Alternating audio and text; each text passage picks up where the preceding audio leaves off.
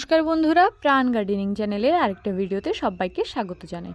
বন্ধুরা, নভেম্বর থেকে ডিসেম্বর পর্যন্ত বোগেনভেলিয়ার কি পরিচর্যা করে আমি গাছ ভরে ফুল পেলাম, আজকে সেটা নিয়ে আমি এই ভিডিওতে আলোচনা করব। বন্ধুরা, আমি এর আগের মাসে আলাদা করে কোনো রকম ভিডিও আপলোড এই কারণেই করিনি, কারণ যখন আমার প্রায় ফুল আসার মতো অবস্থা হয়েছিল, আমি বিজি ছিলাম। তো আমার বোন একদিন গাছগুলোকে হার্ড প্রুন করে দেয়, যেটা আমি জানতাম না। তো সেই অবস্থা থেকে গাছগুলোকে আবার সারভাইভ করাতে পারবো কি না এটা নিয়ে আমার নিজের মনে ডাউট ছিল। তো সেই জন্য আমি কোনো রকম ভিডিও আপলোড করিনি। আজকে আমি তোমাদের সাথে শেয়ার করব নভেম্বরের এক্স্যাক্ট পরিচর্যা কী হওয়া উচিত এবং আমার ওই সময় হার্ড প্রুন করা গাছগুলোতে আমি ঠিক কী পরিচর্যা করেছিলাম সেটা নিয়ে। প্রথমেই আসছি, যেহেতু হার্ড প্রুন করে দিয়েছিল, গাছটাকে অন্তত 1 সপ্তাহ আমার গ্রো করিয়ে নেওয়া উচিত ছিল। তো সেই জন্য আমি NPK 12-61-0 আমি 1 লিটার জলে 1 গ্রাম করে দিয়ে 1 সপ্তাহ ছাড়া ছাড়া দুবার মতো গাছের গোড়ায় স্প্রে করেছি। যাদের হার্ড প্রুন করা গাছ থাকবে না তারা কিন্তু এটা দেবে না। তাদের ক্ষেত্রে কি হবে না, তোমরা যদি রাসায়নিক খাবার দিতে চাও তাহলে কিন্তু এই সময় গাছের গোড়ায় তোমরা NPK 0-52-34 এবং NPK 0050 এইগুলো অল্টার করে 1 সপ্তাহে 1 লিটার জলে 1 গ্রাম করে মিশিয়ে গাছের গোড়ায় দিতে পারো। গাছের পাতাগুলো তোমরা নিশ্চয়ই দেখে বুঝতে পারবে যে জলটা এই সময় আমি ঠিক কতটা টানিয়ে দিচ্ছি। মোটামুটি যখন গাছের পাতাগুলো জলের অভাবে ঝিমিয়ে গেছে তখনই কিন্তু আমি গাছে মোটামুটি জল দিয়েছি। আমি কিন্তু খুব এক্সট্রা জল দিইনি। জল দিলে কিন্তু গাছের গ্রোথ বেশি হবে, ফুল পেতে লেট হবে। আমার প্ল্যান ছিল নভেম্বরে আমি কোনো রকম ফুল নেব না, তো তাই আমি এই ব্যবস্থাটা করেছি। তোমাদের যদি কারো নভেম্বরে ফুল নেওয়ার ইচ্ছে থাকে তাহলে কিন্তু তোমরা অক্টোবরের শুরুর দিকে খাবারটা দিয়ে দেবে, অক্টোবরের শেষের দিকে নয়। এবং নভেম্বরের শুরু থেকেই তোমরা টানিয়ে জল দিতে থাকবে এবং NPK 0-52-34 আর NPK 0050 অল্টার করে 1 সপ্তাহের ব্যবধানে স্প্রে করতে থাকবে। তাহলে কিন্তু নভেম্বরের মোটামুটি শেষের মধ্যে তোমাদের ফুলটা চলে আসবে। এই তো গেল আমার মোটামুটি একটা খাবারের ব্যাপার। অনেকেই থাকে এই সময় কিন্তু রাসায়নিক খাবার ব্যবহার করতেই চায় না। তো তাদের জন্য আমি বলবো যে তোমরা কিন্তু কলার খোসার গুঁড়ো বা বায়ো পটাশ এই ধরনের যে খাবারগুলো এগুলো গাছের গোড়ায় দিতে পারো। এই গাছটা দেখো কেমন সবুজ ঝলমল করছে। তো এই গাছটা থেকেও আমি কিভাবে ফুল পেলাম সেটাও আমি তোমাদের সাথে শেয়ার করব। তবে তার আগে বলি, গাছগুলো এই ধরনের সবুজ এবং সতেজ থাকাটা খুব দরকার, যাতে কিন্তু গাছ ভরে আমরা ফুল পাই।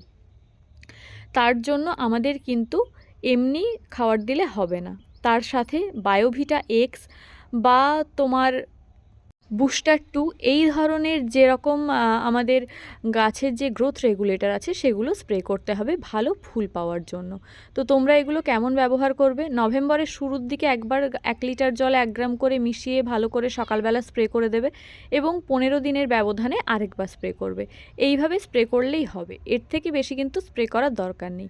এটা গাছ অ্যাবজর্ভ করবে এবং ধীরে ধীরে ও তার ফুলের দিকে এগোতে থাকবে। এটা তো গেল আমার আরেকটা ব্যাপার। যাদের কাছে এই দুটোর কোনোটা থাকবে না তারা কিন্তু অল্টারনেট হিসেবে মিরাকুলানো ব্যবহার করতে পারো। গাছের পাতাকে এইভাবে সবুজ রাখার জন্য আরও যেটা হেল্প করে সেটা হচ্ছে ম্যাগনেসিয়াম সালফেট। যে কোনো গাছের ফুল ফোটাতে প্রচুর এনার্জির দরকার হয় এবং এই এনার্জিটা মোটামুটি আমাদের প্রোভাইড করে থাকে ম্যাগনেসিয়াম। তো আমি এটা এলোপ্যাথি ওষুধের দোকান থেকে কিনেছি। তোমরা কিন্তু অনলাইন থেকে এপসাম সল্ট হিসেবেও ম্যাগনেসিয়াম সালফেট কিনতে পারো, সেক্ষেত্রে কালার আলাদা হতে পারে। তো ম্যাগনেসিয়াম সালফেট আমরা কিভাবে দিতে পারি না, ফুল যখন দেখব যে কুঁড়ি আসার আগের মুহূর্ত হচ্ছে তখনও পর্যন্ত 1 লিটার জলে 1 গ্রাম করে মেশাবো এবং ভালো করে ঝাঁকিয়ে 10 থেকে 12 দিনের ব্যবধানে একবার করে স্প্রে করে দেব। যদি আমাদের কাছে কোনো স্টিকার থাকে, স্টিকার সহযোগে স্প্রে করলে সবথেকে ভালো হয়। স্টিকার যদি না থাকে তাহলে কিন্তু তোমরা নর্মালিও স্প্রে করতে পারো। তো যাদের দেখবে যে স্প্রে করার মতো অবস্থা নেই, আমার যেটা হয়েছিল, আমি যে সময়ে গাছে খাবার দেওয়ার সময় পেয়েছিলাম সে সময়টা কিন্তু মেঘলা ওয়েদার হচ্ছিল, তাই স্প্রে করলে ধুয়ে যাওয়ার চান্স খুব বেশি ছিল। আমি তাই করেছিলাম কি, 1 লিটার জলে 1 গ্রাম করে মিশিয়ে গাছের গোড়ায় দিয়েছিলাম। তোমরা কিন্তু যারা অর্গানিক খাবার দেবে তারা যদি স্প্রে করার সময় না পাও, অর্গানিক খাবারের সাথে এটা মিশিয়ে দিতে চাইলেও দিতে পারো, কোনো রকম সমস্যা নেই।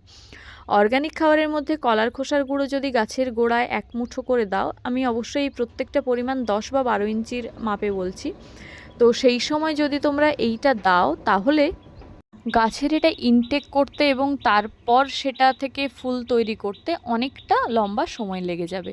তো যারা শুধুমাত্র জৈব খাবারের উপর ডিপেন্ড করতে চাও আমি তাদেরকে বলবো অন্তত একবার টাইমিংটা বুঝে তোমরা কিন্তু খাবার দেবে। তো আমার হার্ড প্রুন করার পর আমি যখন 1261 দিয়েছিলাম, তারপর কিন্তু মোটামুটি আমার গাছের গ্রোথ এইভাবে সুন্দরই হচ্ছিল। তো তোমাদের বলবো, হার্ড প্রুন কিন্তু একেবারেই নভেম্বর মাস করার সময় নয়। আমার গাছটা ভুল করে প্রুন করা হয়ে গেছিলো, তাই তোমাদের যদি কেউ ভুল করে প্রুন করে ফেলে আলাদা কথা, আদারওয়াইজ কোনোভাবেই তোমরা কিন্তু ওই সময় প্রুনিংয়ের রিস্ক নেবে না। ওই সময় ছোটোখাটো প্রুনিংয়ের রিস্ক নেওয়া যায়, যে ঠিক আছে আমার কোনো একটা ব্রাঞ্চ শেপের বাইরে বেরিয়ে গেল, সেই ব্রাঞ্চটা আমি একটু কেটে দিলাম, ঠিক আছে, এই ধরনের প্রুনিংয়ের রিস্কটা ওই সময় নেওয়া যায়। এইবারে আসছি অন্য দুটো টপিকে, সেটা হচ্ছে এই সময় কিন্তু গাছে অনেক সময় পোকা লাগার একটা টেন্ডেন্সি থাকে, বড় বড় সাইজের পোকা অনেক সময় গাছে লেগে থাকে। বোগেনভেলিয়াতে অনেকের থাকে কোনো রকম পোকামাকড়ের উপদ্রব হয়ই না, আবার অনেকের থাকে পোকামাকড়ের প্রবলেম হয়। আমার যেমন পাতা কোঁকড়ানোর প্রবলেম এক দুটো গাছে আমি দেখেছিলাম। তো আমি এক্ষেত্রে করেছিলাম কি, যে টাফগড় ডাইমেথয়েড 30% গ্রুপের যে কীটনাশক সেটা, এবং কনফিডার ইমিডাক্লোরোপিড গ্রুপের যে কীটনাশক সেটা অল্টার করে করে 15 দিন ছাড়া 1 লিটার জলে মোটামুটি 1 থেকে 1.5 ml মতো মিশিয়ে গোটা গাছে স্প্রে করেছিলাম। আর এই সময় কিন্তু তোমরা চাইলে রেডোমিল গোল্ড বা সাফ বা যে কোনো রকম একটা ফাঙ্গিসাইড 1 লিটার জলে 1 গ্রাম করে গুলে বিকেলবেলা গোটা গাছে ভালো করে স্প্রে করে দিতে পারো মাসে 2 দিন। এবং এই স্প্রেটা তোমরা কতদিন করবে, যতদিন দেখবে যে গাছ ভরে ফুল আসেনি ততদিন। দেখো বন্ধুরা, আমার এই গাছটা এই পরিচর্যার ফলেই কিন্তু গাছ ভরে ফুল দিতে স্টার্ট করেছে এবং গাছ ভরে সেজে উঠতে স্টার্ট করেছে। তো ফাঙ্গিসাইডটা তোমরা যদি এই রকম ফুল ফুটে যাওয়ার পরে দাও, তাহলে কিন্তু ফুলগুলোর ওপর স্পট পড়ে যাবে এবং সেটা দেখতে মোটেই ভালো লাগবে না। তাই ফুলগুলো যখন একদম ছোট অবস্থায় থাকবে, ফাঙ্গিসাইডটা লাস্ট ওই সময় স্প্রে করবে। তারপর মোটামুটি একটা ফ্ল্যাশিং শেষ হলে গাছের কুঁড়িগুলো এবং বড় বড় পাতাগুলো যেভাবে তোমাদের কেটে ফেলার প্রসেস আমি তোমাদের এর আগে দেখিয়েছি, যারা আমার ভিডিওগুলো দেখেছো তারা জানবে। তো সেইভাবে কেটে ফেলার পর আবার ফাঙ্গিসাইড তোমরা স্প্রে করে দেবে, দিয়ে গাছকে আবার রাখবে, তারপর গাছ আবার খাওয়ার ইনটেক করবে, আবার বেড়ে উঠবে। তো এইভাবে প্রসেসটা মোটামুটি এগোতে থাকবে।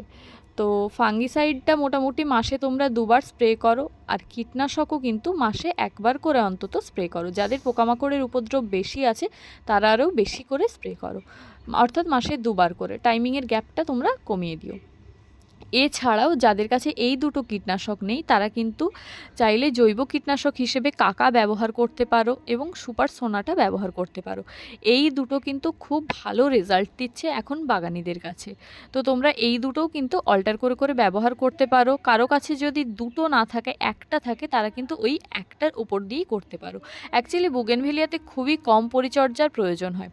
তুমি যদি একদম মিনিমাম পরিচর্যাও করো তাও কিন্তু এ তোমাকে একদম নিরাশ করবে না। তবে হ্যাঁ, আমরা যদি পরিচর্যাটা একটু যত্ন নিয়ে করি তো গাছ সেক্ষেত্রে একটু বেটার আমাদের রেজাল্ট দেবে এবং ফুলটা আরও বেশি দেবে।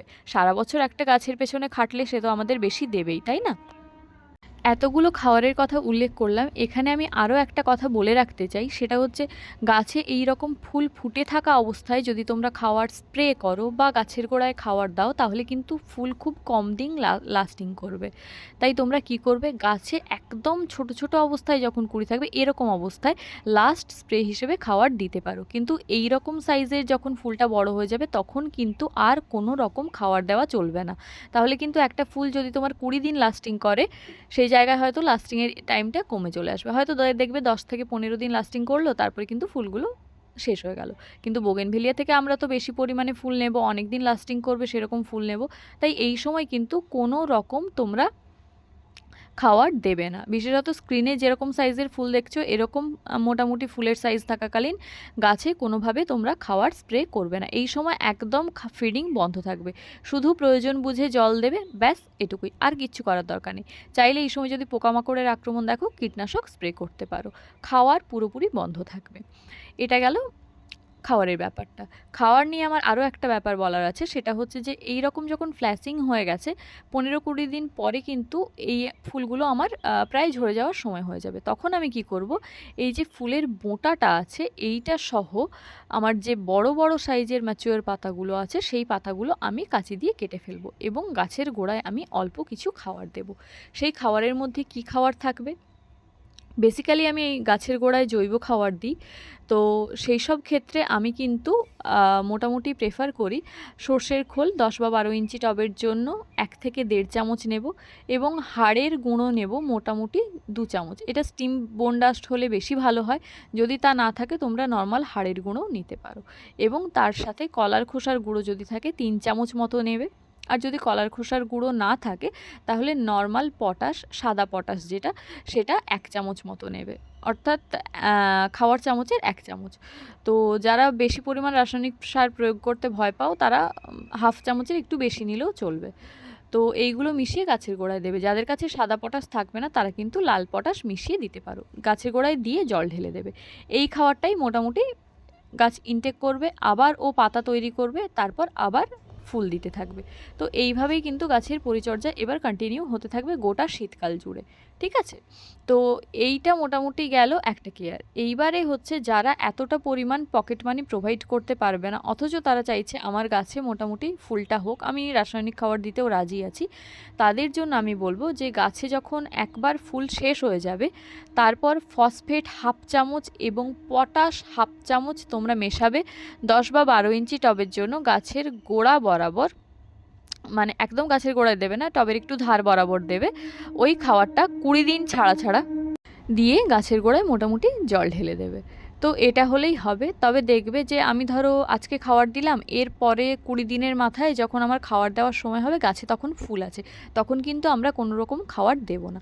আবার যখন ফুলটা দেখব যে প্রায় শেষ হওয়ার সময় হয়ে গেল বা পরিমাণ কমে গেল, তখন কিন্তু গাছের গোড়ায় আমরা আবার খাবারটা দেব। তো এইভাবেই তোমরা কিন্তু কেয়ারটা চালাতে থাকো। বোগেনভেলিয়া গাছে রোগ এবং রোগ এবং পোকার উপদ্রব খুব কম হয় বলে আমরা কীটনাশকের ব্যাপারটা কিন্তু কোনোভাবেই নেগলেক্ট করব না, এটা মনে রাখবে। তো বন্ধুরা, আমি মোটামুটি যে পরিমাণ পরিচর্যা করেছিলাম এবং আমার অসময়ে হার্টপ্রুন হয়েছিল গাছগুলো, তারপরেও কিন্তু এই রকম পরিচর্যা করতেই দেখো আমার গাছে কিন্তু গাছ ভরে ফুল এসেছে। তো কি কি পরিচর্যা আমি মাস অনুযায়ী করেছি, আমি প্রায় প্রত্যেকটা মাসের ভিডিওই তোমাদের সাথে আপলোড করেছি। মাঝখানে 2 মাস আমি দিতে পারিনি, বর্ষার জন্য আমি সময়ও পাইনি। তো সেই সব করেই কিন্তু আমার গাছগুলো এইভাবে ভরে ফুল দিয়েছে। ভিডিওটা আমি মোটামুটি যতটা চেষ্টা করেছি তোমাদের সাথে ওপেন আপ করার।